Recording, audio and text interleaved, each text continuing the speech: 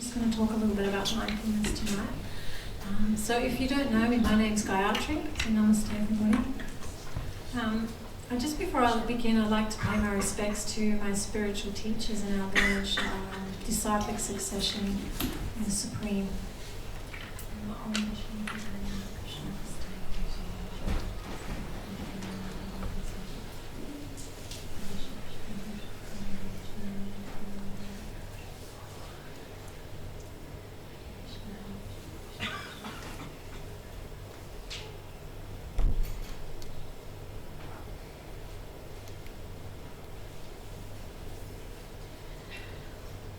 So mindfulness. We practice in mindfulness every Sunday and Wednesday usually, sometimes on a Friday. People really like mindfulness. So I thought I'd explain it because mindfulness is a bit of a buzzword. Everybody does mindfulness these days and they all have their different slant on it. So I'm going to be explaining mindfulness from the yoga perspective. So all our information is coming from the ancient yoga texts, the Vedas. So they're an amazing, vast literature, and they're very, very old. They've been around since time immemorial.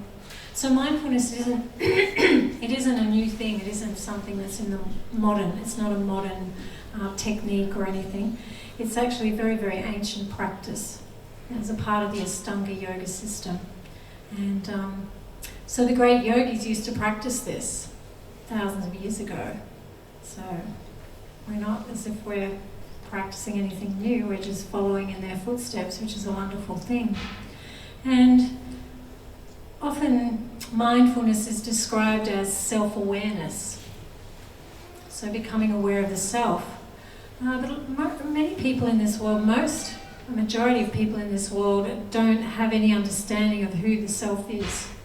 We had some friends go out into the streets of London and they did a survey, they filmed it, and it was fun, what the people said, it was quite interesting, but not a single person could tell this person who was interviewing them who they are. They actually had no idea. They were saying, oh yes, my name is such and such, and I'm a French guy, or I'm a Spanish girl, or I'm a Japanese girl, and they're all to do with the labels on these bodies. And she said, oh no, that's not what I mean. Strip away all those labels. Strip away the boyfriend, the male, the female, the gender, the occupation, the whatever. Strip it all away. And who are you? And nobody could actually answer. They had most of them said, oh gee, I hadn't even thought of that. So it's funny how we speak all the time about my body, my hand, my mind, it's my life, my everything, but actually who is the you? Who's the possessor of that body? That's the big question for most people. But you've already been here before and you've probably been to some classes, so most of you probably already have that little bit of wisdom on board that we are actually a spark of life, a spiritual being temporarily residing within this material body. And mindfulness is a really good way of coming to realize that.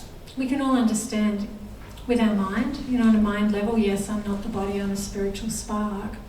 But we actually need to realize it needs to go a bit deeper than just that mental understanding.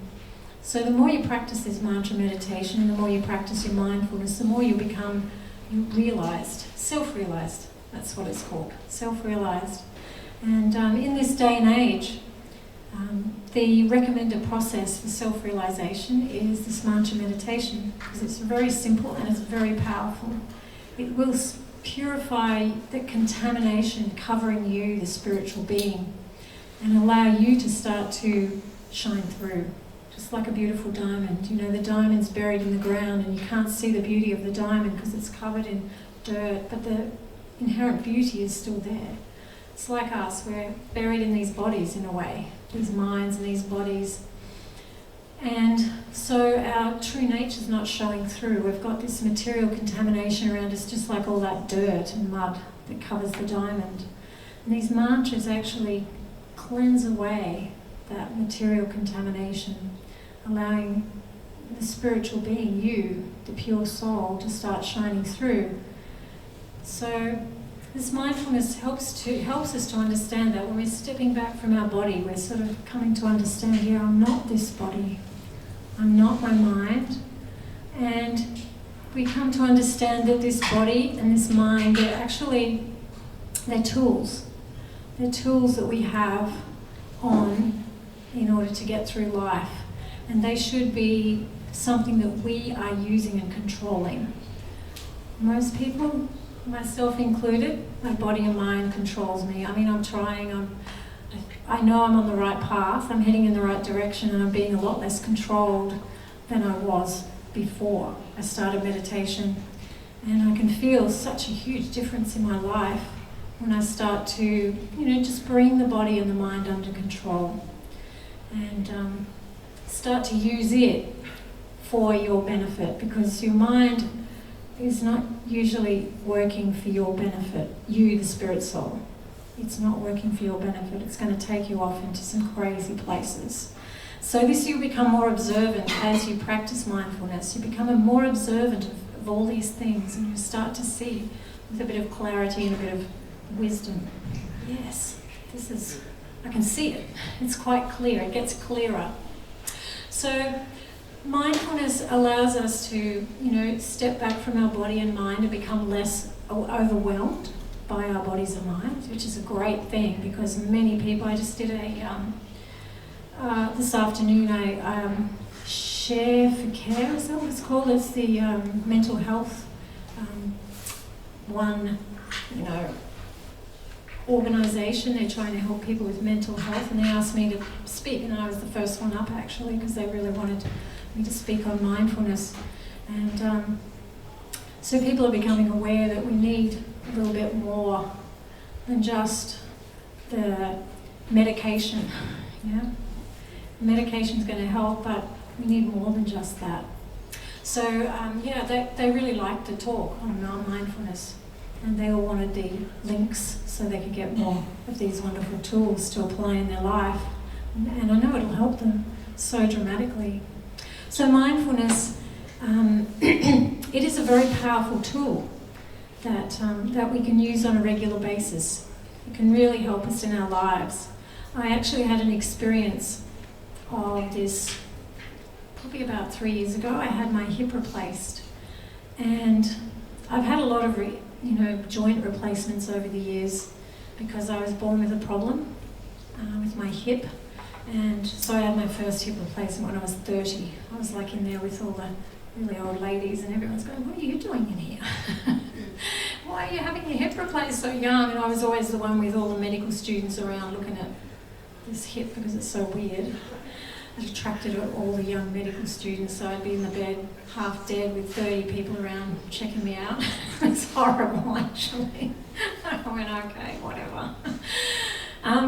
But the last time I had to get my hip replaced, I thought, I'm going to really practice this mindfulness. I always practice my meditation and my japa and everything, but I'm going to really step back now from my body and my mind. I'm going to see if this really does help.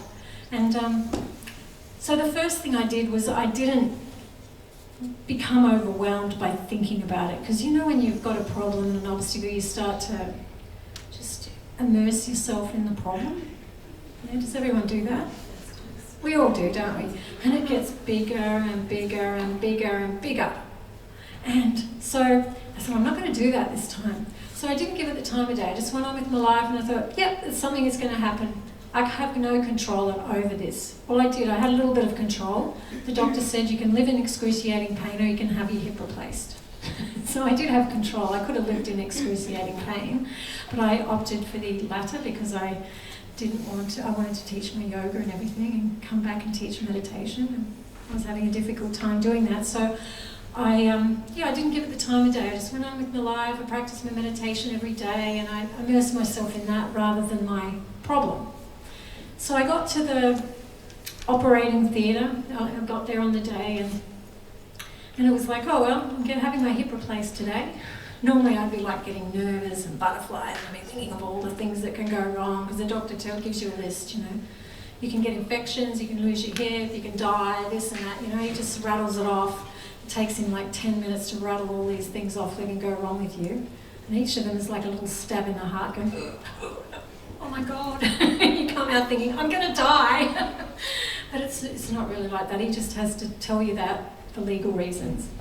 But there's a very small percentage of something going wrong. But there is a chance that you can go wrong whenever you go under an anaesthetic. And so I went in and I thought, right, I'm having my hip replaced today. So I went in, I took my japa, I said, you're not getting these beads off me, and I'm taking them in. And they don't usually let you take anything in. They said, okay. They knew that I was serious about this. So they said, well, just once you go under, we'll take them off you and put them in a bag for you with your belongings. So they let me take it in. So I was, doing my japa all the way in. And I came out of the operation, and anyone who's had a big operation, you feel really crappy at the end when you wake up, yeah? They haven't really given you any medication yet. It's just that everything's wearing off. And so I was like, oh, here we go again. And I went, no, that's right. You're practicing your mindfulness. You're not going to be a victim this time. Step back. So I did. I stepped back. I could see, yeah, I'm separate from my body. I'm separate from my mind. All this crap that's going on is just happening to my body and mind. It's not happening to me. I'm actually untouched by it. So I just practiced my meditation and just, kept stepping. I kept having to do it because I get really overwhelmed by the body again, and I kept sort of, I go, oh, here we go again, the pain, and no, step back. And honestly, it was the fastest recovery I ever made. I was out of hospital on the third day, and usually I was in 6-7 days, and I'm a lot older. So it should get harder. And it was sort of the same sort of operation. I didn't feel that it was fantastically better than the last one, but it's my perspective and how I dealt with it. And I believe that we can make our problems into these massive things that are insurmountable, or we can not give them the time of day and let them stay small. It's a good idea to do that. And the recovery was really fast. And the nurse came in on the third day and said, you don't even look like you should be here. I said, no, I don't feel like I should be here. And she goes, let's get you home. And I go, yes, please. So I was home on the third day and recovered really fast. And I was back teaching yoga, I think, at 3 or 4 months. And I thought, geez, it wasn't such a big deal. So, and how I looked at it, this is an insight that obviously came from practicing mindfulness. I saw it as a river, like the big, when you see the Brisbane River after a flood. Does anyone see it after the 2011 floods?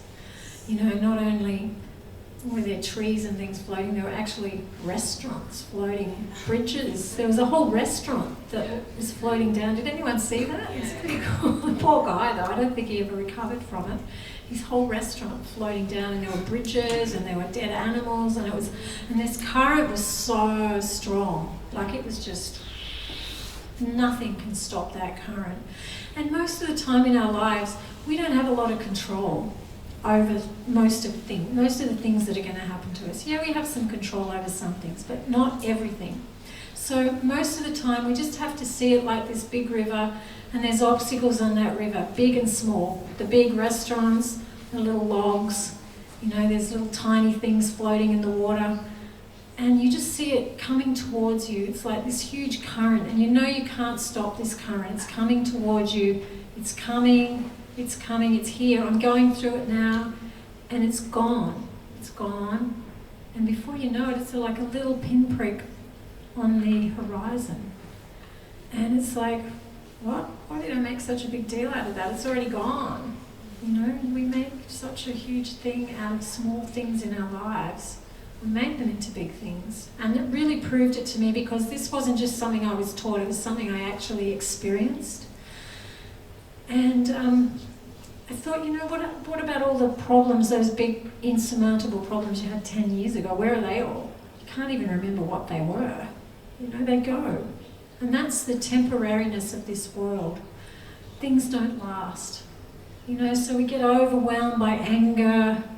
It's not going to last. Practice your meditation. It's perfect for helping you become overwhelmed by different problems in the mind. Anger's a big one, yeah? And, it's happened to me. I remember once I went to a friend of mine was supposed to set up the hall for this meditation class, and he didn't do it.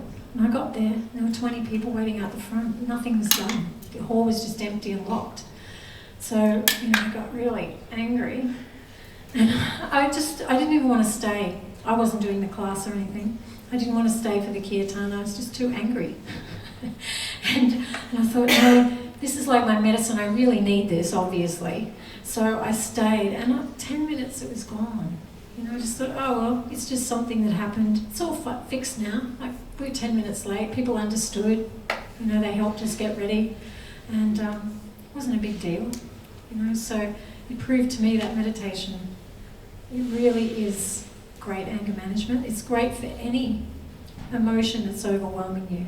So what we've got to do when things are overwhelming us, our bodies, our minds, emotions, even desires that flood our mind constantly, material desires, is just to take a step back, hit the pause button, and practice a mantra meditation, gather that equilibrium, and then we can come back with a clear mind and deal with our problems with a clear mind, rather than dealing with our problems while we're overwhelmed by these emotions. So this is a really huge topic. I'm just brushing over it really, but we're having a talk on mindfulness Monday week. So it's like an hour talk, and we practice a bit more mindfulness and everything as well. So it's a workshop. So if you want to come to that, Monday week, 6:30 till 8, and we'll be discussing more on mindfulness. But that just gives you a bit of an idea of the power of mindfulness.